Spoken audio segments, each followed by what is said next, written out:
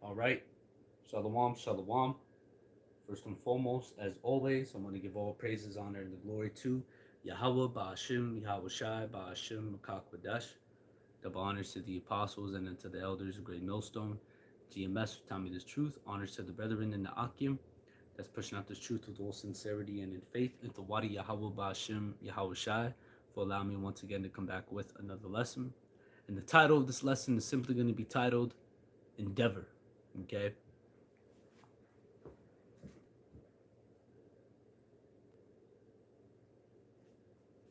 And, you know, what brought me to this lesson was this little clip that I seen earlier today. And it brought me to the remembrance of this word. Looked it up before, but I'm going to look it up again. The word endeavor basically just means to really just to try hard. You know, to because to try hard in anything, you got to be like kind of got to be a savage in a sense. You know what I mean? You got to be relentless, right? So when you go to this word, right?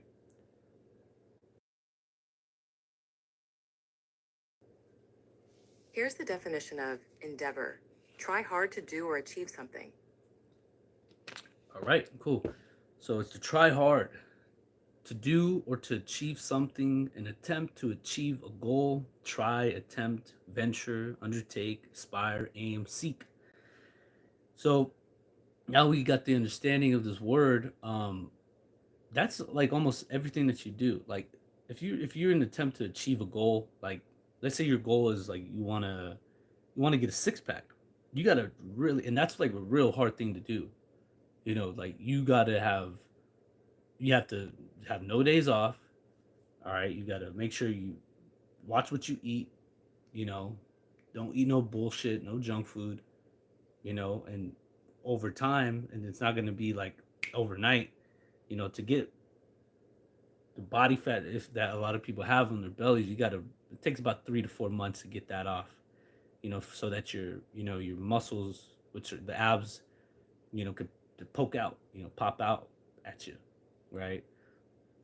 Or let's say your goal is to you want to get this job, but it has to have certain requirements or accolades or certain things that you need to have that job. You're gonna try very hard to achieve that. You might have to take some classes, you might have to get your license, you might have to do some you might have to get a CDL or something like that, right? Whatever it is, you're gonna try hard. And see, what we're trying to do and trying to achieve is really what is it's a very difficult thing to do. Is to do that which is pleasing in the sight of Yahweh Shema Shai. That there is a very difficult task. And the reason why I say this is because if it was easy, all Israel would be doing it. Shit, everybody would be doing it, right? If it was so darn easy, everybody be doing it. But not everybody is. Very many are called, but what few are chosen. And we try our hardest. We endeavor in this truth. We try our very best to cleave unto that which is good, to follow after righteousness, to walk in the faith, to walk in truth, to strive for the truth, to do all these things. Now, the clip, I'm going to pull it up here. It's right here. I'd seen it earlier today. See if it... Everybody's great when they're not tired. The champions is when they tired. That's when the real champions come out. That's when that real dog come out. Because if you go piss like a puppy, stay on the porch and let the big dogs eat. Let them on the field. Have some heart. Everybody's great when they're not tired. Now this is going into football, right? Jamal Williams. All right. He plays for the Detroit Lions, and for the most part, like, you could use these things as an examples because the Apostle Paul did. He said, all they that run the race run all, but one received the prize.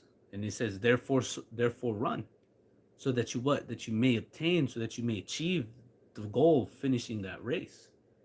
And you got to endeavor in everything, whether it be a race, whether it be a fight, whether it be fighting the good fight of faith. All these things, they play a role. And these are things of the world, but you can apply them in the truth as well. It's different scenarios, but same concept.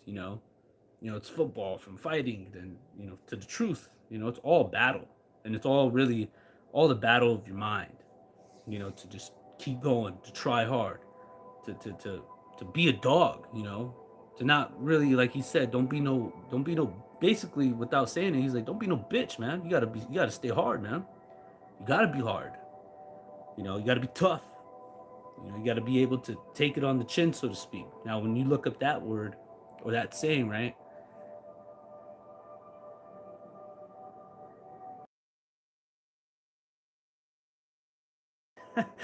uh,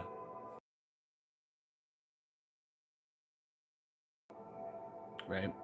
Here's the definition of take it on the chin: endure or accept misfortune courageously or stoically. Wow. And then right here it says, if you say that someone takes something on the chin, you mean that they accepted an unpleasant or difficult situation bravely or without making a lot of fuss about it. When the when the police arrived, yeah, that's a fucked up deal too. But yeah, you take it on the chin. You endure. You accept it, but you endeavor. You try your hardest to get through it, whatever it is. Especially when it comes to the faith, because things get hard sometimes. And that's why we just want to keep on going, keep trying, keep fighting. You know, um, let me grab this precept real quick, right quick. This is Romans 12:9, and it says, let love be without Salakia. Let love be without dissimulation. Abhor that which is evil, meaning to hate it. Scriptures talk about to love the good, but to hate the evil. Okay. And it says, cleave to that which is good. Now, what is good? This truth, these words that we read, this knowledge that we have, the breath that's in us. Okay.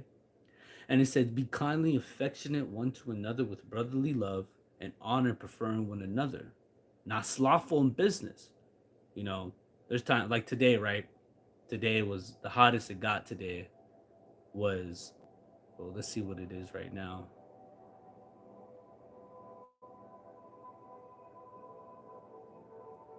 Yeah, it's probably 92. But I think the hottest it was today was like 97, 99. And I'm working outside and I'm just like, God damn. And I can feel myself kind of, just kind of you know, slowing down, because they you brothers that work out outside in the afuera, it could get you. The cold will knock you down, and the heat will really knock you down.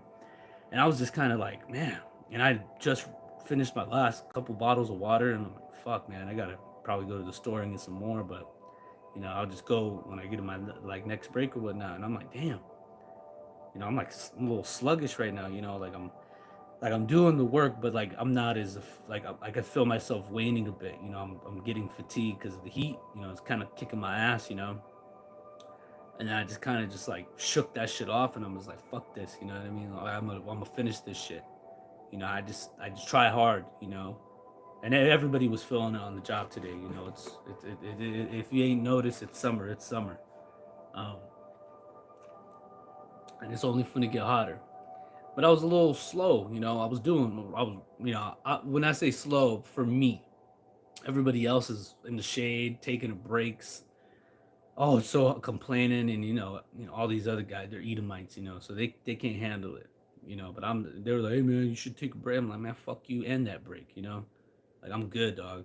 That's where the savage in me comes out. Like and then plus it's in our spirits to work hard as Israelites. The heat don't bother us, and even if it does, we're still gonna power through it. But one thing you don't want to be in this faith is slothful in business. The opposite of being slothful is what? You being fervent. You want to be fervent in the spirit and serving the Lord. Try hard to do these things, you know. And it says, rejoicing in hope, be patient in tribulation, continuing instant in prayer. See? And being patient in tribulation, man, you gotta suffer. And that's you gotta try hard to get through whatever it is you're going through, and continuing in prayer. You know, all these things we have to endeavor in. Okay. Let me go here to Proverbs 11 and 4. And it says, riches profit not in the day of wrath. So riches, money, the things that people think that are going to get them out of this, quagmire to come, the evil to come, it ain't going to help you, bro. And it says, riches profit not in the day of wrath, but righteousness delivereth from death. See that? So only your righteousness, the things that you do, is going to deliver you from the death and the upcoming doom, which is to come with, and it's inevitable. It's going to happen, whether you believe it or not, whether you think I'm full of shit or not. When you see it, you're gonna believe it. And it says, the righteousness of the perfect shall direct his path, but the wicked shall fall by his own wickedness. The righteous and of the upright shall deliver them, but the transgressors, which the transgress is the breaking of the law, but the transgressors shall be taken in their own naughtiness. Because if you're breaking law, you're being naughty, man. You breaking into cars, you robbing niggas at gunpoint, you hitting women, doing all this crazy shit. That's a little naughty, man. Those are rules you can't break, man. And that's just people kill people, people do a lot of heinous, inhuman shit.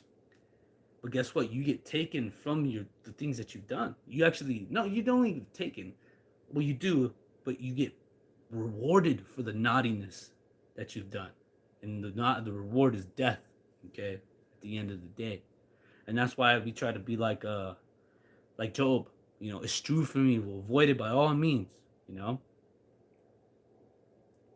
And that's a hard thing to do too, because we live in a world that is full of wickedness. This is a world. This scripture describes the world that we live in. I always bring it out every now and then. This is Isaiah 5:20. It says, woe unto them that call evil good and good evil. And if you say that ain't America, bro, you smoking crack. You want something, bro. Because the things that are evil are promoted to being good. Like, for an example, like the other day, somebody was saying something about, some guy in Alaska was killing like some people, and he was killing like murderers, or I think he was murdering